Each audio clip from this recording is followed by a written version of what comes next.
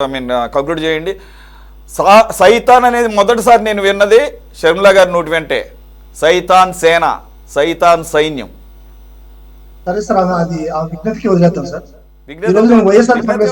ఎట్లా విఘ్నత కింద ఎలా వస్తుంది? విఘ్నత అంటే ఎలా పడితే అలా ఇప్పుడే కదా. ఇప్పుడు నేను గుర్తు చేసేసి కాదు అన్ని. ఇప్పుడు బాజీ గారు కానీ అటు శేఖర్ రెడ్డి గారు కానీ గుర్తు చేశారు. ఆల్రెడీ ఇక్కడ ఇంకా చలామణిలోనే ఉన్నాయి, సర్క్యులేట్ అవుతున్నాయి. కాదు సైతాన్ ఇంకేమంటారు? విఘ్నత ఏంటి? సైతాన్ అని నేను కూడా అంటా, నాకు కూడా విఘ్నత లేదు. అయితే ఇప్పుడు సార్, ఇప్పుడు విజ్ఞత అదే సార్, నేను పూర్తిగా మాట్లాడిన తర్వాత ఆ విజ్ఞత ఉందా లేదనేది తెలుస్తుంది సార్. నేను ఒక 2 నిమిషాలు మాట్లాడినాను సార్ నన్ను. సార్, ఇప్పుడు రాజశేఖర రెడ్డి గారి కుటుంబాన్ని గురించి, రాజశేఖర రెడ్డి గారి వ్యక్తిత్వాన్ని గురించి ఇంత నీచంగా మాట్లాడుకోవడం అనేటువంటిది నిజంగా ఒక వైఎస్ఆర్ పాత కాంగ్రెస్ నాయకుడిగా, ప్రజెంట్ వైఎస్ఆర్ కాంగ్రెస్ పార్టీ నాయకుడిగా నేను చాలా తలదించుకోవాల్సిన పరిస్థితులు వస్తుంది సార్. ఎందుకంటే ఈ రాష్ట్రంలో రాజశేఖర రెడ్డికి ఉన్నటువంటి విలువ, విశ్వసనీయత అసలు ఏ నాయకుడికి లేనటువంటి ఒకటి ఉన్నదంటే అది రాజశేఖర రెడ్డి గారి, రాజశేఖర రెడ్డి గారి కుటుంబానికి ఉండేది. కానీ అటువంటి విలువలు, విశ్వసనీయత ఈ రోజు దిగజారిపోతా ఉంటే నేను చాలా బాధపడుతున్నాను సార్. నిజంగా నేను ఏం మాట్లాడలేని పరిస్థితి సార్. సార్, ఇప్పుడు ఏదైతే షర్మిల గారి మీద ఏదన్నా మాట్లాడదలుచుకుంటే మాకు చాలా సీరియస్ అండ్ స్ట్రిక్ట్ ఇన్స్ట్రక్షన్స్ ఉన్నాయి సార్. ఎందుకంటే ఒక పార్టీ నాయకుడిగా, వైఎస్ఆర్సీపీ స్టేట్ స్పోక్స్ పర్సన్ గా నాకుండే ఇన్స్ట్రక్షన్స్ మాక్సిమం అందరికీ ఉంటాయనుకుంటున్నాను. ఎక్కడ కానీ షర్మిల గారి విషయంలో సమన్వయంతో మాట్లాడండి, ఎక్కడ కానీ షర్మిలని దూషణకి దిగకండి. ఎందుకంటే ఆమె మాకు కాంగ్రెస్ పార్టీ అధ్యక్షురాల కన్నా కానీ మా దేవుడు, మా నాయకుడు రాజశేఖర రెడ్డి గారి కూతురు సార్. అదేవిధంగా మేము ఇప్పుడు ఆరాధ్య దైవంగా భావించేటువంటి వాళ్ళ కుటుంబంలో 100 కలహాలు ఉంటాయి సార్, అవన్నీ మనకు అనవసరం. మేము ఆరాధ్య దైవంగా భావించేటువంటి జగన్మోహన్ రెడ్డికి సాక్షాత్తు స్వయాన చెల్లెలు సార్. మాకు చాలా సీరియస్ ఇన్స్ట్రక్షన్స్ జగన్మోహన్ రెడ్డి దగ్గర నుంచి, పార్టీ దగ్గర నుంచి చాలా సీరియస్ ఇన్స్ట్రక్షన్స్. మీకు తెలుసో తెలియదో, ఎవరు చెప్తున్నారో లేదో, షర్మిల గారి విషయంలో చాలా ఆచి తూచి మాట్లాడండి, ఆ విషయంలో బదులిచ్చేటప్పుడు ఆచితూచి మాట్లాడండి అనేటువంటిది చాలా సీరియస్ ఇన్స్ట్రక్షన్స్. అది మీరు నమ్మకపోయినటువంటి అదైతే వాస్తవం. ఇంకొకటి సార్, ఈ రోజు ఏదైతే సత్ర భార్గవ రెడ్డి గారిని, వర్ర రవీంద్ర రెడ్డి గారిని అరెస్ట్ చేశారో ఆ పోస్టులు నిజంగా సార్ మనము చాలా తలదించుకోవాల్సిన పోస్టులు సార్. ఇది ఏదైతే వర్ర రవీంద్ర రెడ్డి అనేటువంటి ఒక మన మన ఎక్స్ సీఎం గారి భార్య యొక్క పిఏ గారి వర్ర రవీంద్రారెడ్డి గారి యొక్క పేరు మీద ఒక ఫేక్ ఐడిని క్రియేట్ చేసి, ఆ ఫేక్ ఐడిలో ఏదైతే ఇప్పుడు చదివి వినిపించాడో మన సోదరులు శేఖర్ రెడ్డి గారు, విజయశేఖర్ రెడ్డి గారు, అవన్నీ కూడా ఆ ఫేక్ ఐడిలో నుంచి వచ్చింది సార్. నిజంగా షర్మిల గారి మీద పెట్టినటువంటి ఆ పోస్ట్ చదువుతా ఉంటే ఒళ్ళంతా కూడా ఎంత ఒక విధమైనటువంటి అసహనానికి, ఎంత అనీజీకి లోనవుతుందంటే మనం అది భాషలో చెప్పలేనటువంటి ఒక అనీజినెస్ బాడీలో వస్తాం సార్. ఇది క్రైమ్ నంబర్ 45, మీరు చూసుకోండి సార్, బాధ్యత కూడా చూసుకోవాలి. Crime number 45/2024. ఈ క్రైమ్ నంబర్ లో ఏదైతే వర్ర రవీందర్ రెడ్డి అనేటువంటి వ్యక్తి ఫేక్ ఐడి క్రియేట్ చేసి ఆ దాంట్లో ఈ ఏదైతే విజయశేఖర్ రెడ్డి చెప్పలేనటువంటి ఒక చదివి చెప్పాడో అటువంటివి ఫేక్ ఐడిలో నుంచి పోస్ట్ చేసినటువంటి పోస్టర్ని ఆ రోజు పులివెందుల పోలీస్ స్టేషన్ లో ఉదయ భూషణ్ అనేటువంటి ఒక వ్యక్తి పేరు మీద వచ్చినటువంటి ఈ ఫేక్ ఐడిని ఆ రోజు అరెస్ట్ చేయడం జరిగింది. విశాఖపట్నం సంబంధించినటువంటి ఉదయ్ భూషణ్ అనేటువంటి వ్యక్తిని అరెస్ట్ చేయడం జరిగింది సార్, పట్టుకొని. సాక్షాత్తు ఈ ఉదయ్ భూషణ్ అనేటువంటి వ్యక్తి విశాఖపట్నం నుంచి పోస్ట్ చేస్తారు. దీన్ని బాలకృష్ణ ఇంటి దగ్గర ఉన్నటువంటి ఐడిలో నుంచి, అక్కడ ఉన్నటువంటి ఈ యొక్క ఐడిలో నుంచి పోస్ట్ చేయడం జరిగింది సార్. ఇది ఖచ్చితంగా దిక్కుదేల్చాల్సిన విషయం. ఇది దేవుడు ఖచ్చితంగా దీన్ని దిక్కుదేల్చాలా. దీన్ని ఈ రోజు వక్రీకరించి ఆల్రెడీ 45/2024 లో కేసు నమోదయ్యి విజయభూషణ్ అనేటువంటి వ్యక్తిని అరెస్ట్ చేసి అతన్ని మళ్ళా బెయిల్లో రిలీజ్ చేసి అతని మీద కేసు నడిచేటువంటి టైంలో ఈ రోజు మన తెలుగుదేశం పార్టీ దాన్ని సజ్జల భార్గవ రెడ్డి చేశాడు. సజ్జల భార్గవ రెడ్డి వర్ర రవీంద్రారెడ్డి ఐడిని సజ్జల భార్గవ రెడ్డి తీసుకున్నాడు. వర్ర రవీంద్రారెడ్డి తెలియక సజ్జల భార్గవ రెడ్డి ఇవన్నీ పోస్ట్ చేశాడు అనేటువంటి ఒక దుమారాన్ని లేపడం ఎంత అనైతికం సార్.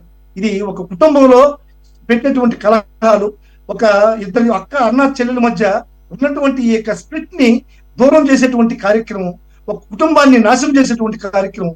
సాక్షాత్తు దేవుడు లాంటి రాజశేఖర రెడ్డి గారి మీద మచ్చదలడం అనేటువంటి కార్యక్రమం. దీన్ని ఇంతకన్నా నేను మాట్లాడలేను సార్, ప్లీజ్. ఎందుకంటే ఇవన్నీ కూడా పూర్వాపరాలు విచారించాలి. ఈ యొక్క ఉదయభూషణ్ అనేటువంటి వ్యక్తిని ఖచ్చితంగా శిక్షించాలి. మీరందరూ కూడా తెలుగుదేశం పార్టీ క్యాడర్ కానీ తెలుగుదేశం పార్టీ అధ్యక్షుడు చంద్రబాబు నాయుడు గారికి కానీ నేను ఒకటే సూచిస్తున్నాను సార్, రాజశేఖరుడి కుటుంబం మీద బురద చల్లడానికి ప్రయత్నించమాకండి. రాజశేఖరుడి మీరు ఏదైనా రాజకీయం చేయండి, జగన్మోహన్ రెడ్డి గారిని తిట్టండి, షర్మిల గారిని తిట్టండి, మీరు రాజకీయంగా షర్మిల గారిని వాడుకోండి, కానీ రాజశేఖర రెడ్డి వారి చరిష్మా మీద మాత్రం బురద చల్లబాకండి. ఆయన దేవుడు లాంటోడు. ఆయన ఆయన ఆయన ఆయన బిడ్డల పుట్టుకని మీరు మాట్లాడితే అది రాజశేఖర మీద ముద్ర పడుతుంది. దయచేసి ఉదయభూషణ్ ని అరెస్ట్ చేసిన ఉదయభూషణ్ ని విచారించండి, ఆ కోణంలో పోలీసులు ముందుకు పోండి అని చెప్పి మీ ద్వారా నేను తెలుగుదేశం పార్టీ చంద్రబాబు నాయుడు గారికి నేను సూచన చేస్తూ నమస్కరించుకుంటున్నాను సార్. బాజీ గారు ఒక 30 seconds concluding remarks. I will close of.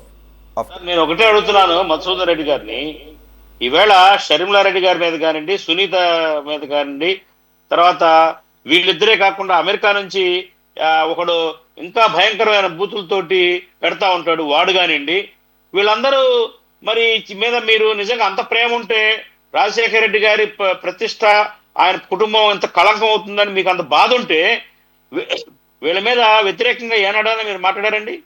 ఏనాడైనా వాళ్ళకి వ్యతిరేకంగా కేసులు పెట్టచ్చుగా మీరు డైరెక్ట్ గా? మీరు ఎందుకు ప్రోబ్ చేయలేకపోయారు? ఎందుకు ప్రోబ్ చేయలేకపోయారు చెప్పండి?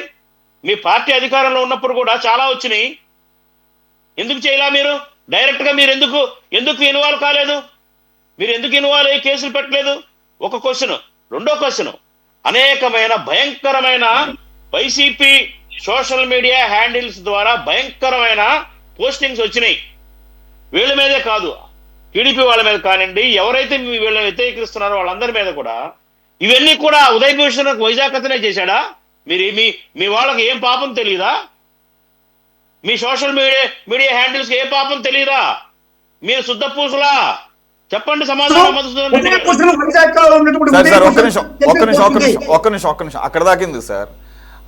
మనమేమి అతిథులం కాదులేండి. అన్ని ఛానల్స్ యాంకర్స్ని ఎలాగైతే విమర్శిస్తారో, ఇప్పుడు నేను నిన్న అంటే like Saturday and today Monday, నేను రెండు కూడా టీడీపీ తీసుకున్న వైఖరి, మొన్న వచ్చేసి మహిళా రిజర్వేషన్ బిల్లుకి స్పెషల్ అసెంబ్లీ సెషన్ పెడుతూ నిర్ణయం తీసుకున్నారు అని చెప్పేసి, ఎన్డీఏ ఢిల్లీ నుంచి వచ్చిన ఆదేశాలు ముందు తీసుకెళ్తున్నారని చెప్పేసి నేను నా స్టాండ్ తీసుకున్నాను. ఆ డిబేట్ అంతా కూడా ప్రభుత్వానికి ఒక సూచన ప్రకారంగా విమర్శనాత్మకంగానే చేసాం. అలాగే ఈరోజు కూడా చూశారు ఫస్ట్ టాపిక్. అలాగే మనం ఇష్యూ బేస్డ్గా మనం డిబేట్ చేస్తుంటే మనకు ఒక ట్యాగ్ లైన్ తగిలిచ్చేసి, మన సామాజిక వర్గాలు ఏదో అలా తెలిసినట్టు మనకు ఒక సామాజిక వర్గాన్ని కూడా తగిలిచ్చేసి బండబూతులు రాసి నాకు కూడా కింద పడతా ఉంటాయి. ఎవరండి అది? టీడీపీ వాళ్ళు చేస్తారా? కాంగ్రెస్ వాళ్ళు చేస్తారా? ఎవరు చేస్తారు?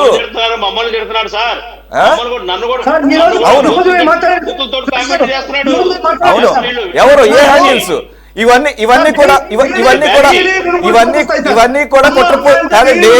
కాదు సార్, నేనేమంటానంటే కొన్ని కుట్రలు జరుగుతాయి, కానీ ఓవరాల్ గా జరిగిన దాన్ని మీద మాట్లాడాలి. కానీ అంతా కూడా ఫేక్ అకౌంట్లు క్రియేట్ చేసి మా మీద బురద జల్లడం కోసం రివర్స్ లో వచ్చేసి అటాక్ చేస్తున్నారని చెప్పేసి చెప్పడం అది సమంజసం కాదు. రెండు, ఓవరాల్ గా ఇప్పుడు బాజీ గారు అన్నట్టు ఒక ఖండన ఒక్కసారి కూడా ఖండించిన పాపాన పోలేదు. మీరు అది 5 సంవత్సరాల అధికారంలో ఉన్నప్పుడు ఆ ఎదవైతే అక్కడ అమెరికాలో కూర్చుంటాడు, పశువుల డాక్టర్, పశువులకి చేసి పశువులు అదేరినట్టున్నాడు.